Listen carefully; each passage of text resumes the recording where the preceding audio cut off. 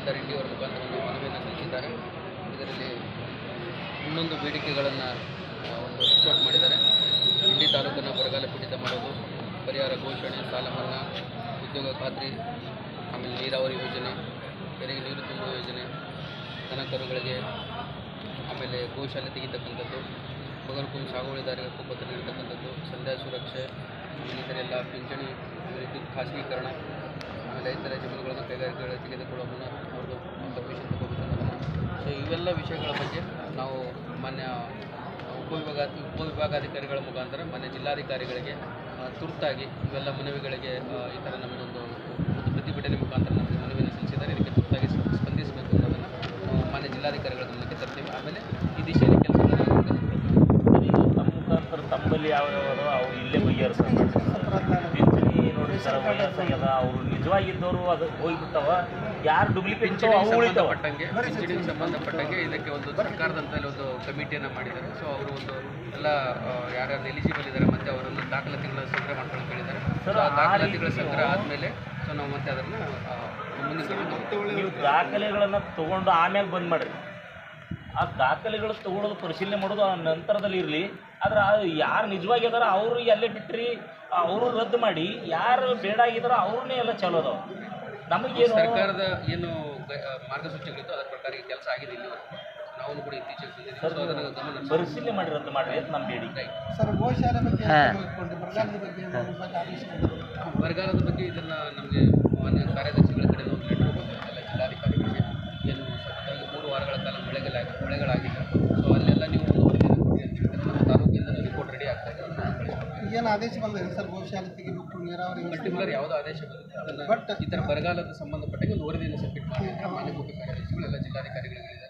ಆ ಪ್ರಕಾರ ನಮ್ಮ ಕಡೆಯಿಂದ ಸರ್ ಈಗ ನೀವು ಗೋಶಾಲೆ ತೆಗೆಯುವಾಗ ಸರ್ಕಾರಕ್ಕೆ ಹೇಳ್ರಿ, ಹಸಿ ಮೇವನ್ನು ಪೂರೈಸಬೇಕು.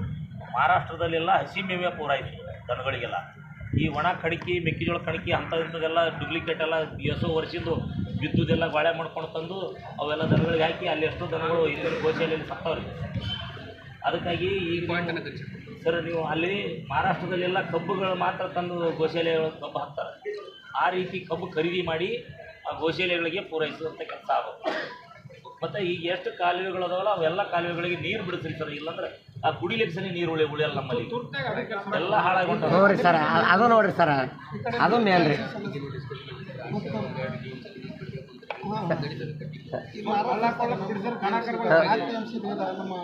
ದನ ಕರ ನೀರು ಕುಡಿತೇವ್ರಿ ಸರ್. ಮತ್ತು ಈಗ ಸರ್ ಕೋಡಿಗೆ ಏನು ಅರ್ಜಿ ಇರ್ತಾವಲ್ಲ ಇವು ಕೋಡಿ ಮಾಡ್ಕೊಳಕ, ಅವು ಆರಾಲಾಗಿನ ಬರ್ತಾವೆ. ಆರಾಲಾಗಿನ ಬಂದಾಗ ಒಂದೊಂದು ವರ್ಷಗಟ್ಲೆ ಆ ಕೋಡಿಗೆ ಇದು ಆರಾಲಾಗಿನ ಕ್ಲಿಯರೇ ಆಗಲ್ಲ. ಎಷ್ಟೋ ಜನ ರೈತರು ಇಲ್ಲಿ ನಾನು ನೋಡ್ತೀನಿ ಅರ್ಜಿ ಕೊಡ್ತಾರೆ, ಓಡಾಡ್ತಾರೆ, ತಿರುಗಾಡ್ತಾರೆ, ಇದು ತುಂಬ ಅದು ತುಂಬ ಎಲ್ಲ ದಾಖಲೆಗಳು ನಿಮ್ಮ ಹತ್ರ ಇರುವಾಗ ಅವ್ರ ಮನೆಯೊಳಗೆ ಯಾವ್ದಾದ್ರು ದಾಖಲೆಗಳು ಇರ್ತಾವ. ಯಾಕೆ ಸುಮ್ಮನೆ ಇನ್ನೊಂದು ಆಫೀಸ್ಗೆ ನೀವು ಓಡಿಸಾಡ್ತೀರಿ?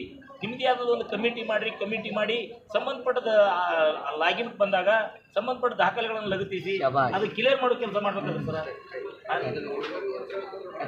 ಸುಮಾರಿ ಸರ್, ಹಿಂಗಾಗಿ ರೈತರು ಸುಮ್ಮನೆ ಅಲ್ಲಿ ಹೊಲ ಮನೆ ಕೆಲಸ ಬಿಟ್ಟು ಗಾಡಿ ಕೆಲಸ ಇಲ್ಲ, ಈ ಕಡೆ ಇದನ್ನು ಇಲ್ಲ, ಇಲ್ಲಿ ಬಂದಾಗ ಇಲ್ಲೊಂದು ಸಾವಿರ ಖರ್ಚಾಗೋದು, ಹೋಗು ಬರೋ ಕೆಲಸ, ಅಲ್ಲೊಂದು ಆಳು ಹಚ್ಬೇಕು ಮತ್ತೆ ಬಂದಾಗ. ಎಷ್ಟು ಪರಿಸ್ಥಿತಿ ಗಂಭೀರ ಅದು ನೋಡ್ರಿ ಸರ್. ರೈತರು ಮೊದಲೇ ಗೋಳದಲ್ಲಿ ಇದ್ದಾರೆ. ಬೆಳೆದಂಥ ಬೆಳೆಗೆ ಬೆಲೆ ಇಲ್ಲ, ಅಲ್ಲಿ ಸರಿಯಾಗಿ ಮಳೆ ಇಲ್ಲ, ನೀರಿಲ್ಲ, ಗೊಬ್ಬರ ಬೀಜ ಎಲ್ಲ ತುಟ್ಟಿ ಆಗ್ಯಾವ. ಅಂತರದಲ್ಲಿನೂ ಒಂದು ಹೊಲದ ಕೋಡಿ ಮಾಡ್ಕೋಬೇಕಾದ್ರೆ ಒಂದು ಜೋಡಿ ಚಪ್ಪಲ್ ಹರಿವರಿಗೆ ಓಡಾಡ್ಬೇಕು. ಎಷ್ಟು ಕಷ್ಟ ಅದಂದ್ರೆ ನೋಡ್ರಿ. ಏನಾಗಿದೆ ಬರೀ ಸರ್ ಹೇಳಿ ನನ್ನ ಚೇಂಬರ್ಲಿ ಬರಲಿ. 25 ಒಂದೊಂದು ಸರ್ ಗೌರ್ಮೆಂಟ್ ಲ್ಯಾಂಡ್ ಅದು ರಿಜಿಸ್ಟ್ರೇಷನ್ ಬರ್ತದ್ರಿ. ಅದಕ್ಕೆ ಗೌರ್ಮೆಂಟ್ ಲ್ಯಾಂಡ್ ಅಂತೇಳಿ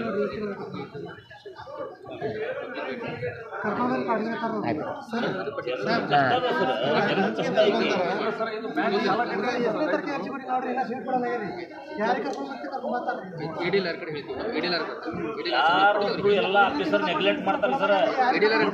ಕೆಲಸ ಆಗ್ತದ, ದುಡ್ಡು ಕೊಡದೆ ಇಲ್ಲಿ ಆಗಲ್ಲ. ದುಡ್ಡು ಕೊಟ್ಟರೆ ಕೆಲಸ ಆದವ್ರಿ ಅದೇ ಅವೆಲ್ಲ ತರಬೇಕು. ಅದೇ ತಗೊಂಬರಿ ಸಾಹೇಬ್ರಿಗೆ ಭೇಟಿಯಾಗಿ ಏನು ಮಾಡ್ತೀವಿ. ಹೆಸರು ಸಾಹೇಬ್ರ ಆಕ್ಷನ್ ತಗೋತಾರೆ. ನಾವು ಮಾಡ್ತೀವಿ. ಮಾಡ್ತಂದಾರ ಆಯ್ತು ರೀ ಆಯ್ತು ರೀ ಮಾಡ್ತಂದಾರ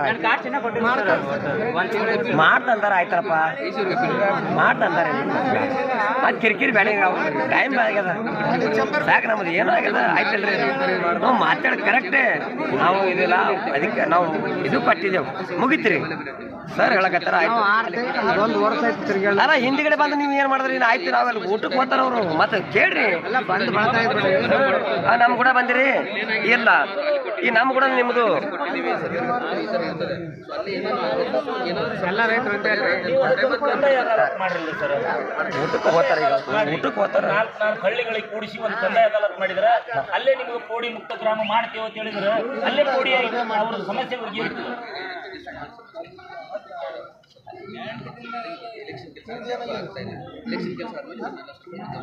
ನೋಡ್ರಿ ಸರ್ ಬಹಳಷ್ಟು ಜನರು ರೈತರ ಬಗ್ಗೆ ಕಷ್ಟ ಆಗುತ್ತೆ. ಆಯ್ತು ನನ್ನ ಚೇಂಬರ್ ಯಾರಿಗೆ ಸಮಸ್ಯೆ ಇದೆ ನಮ್ಮ ಚೇಂಬರ್ ಪ್ರತಿ ಕೂಡ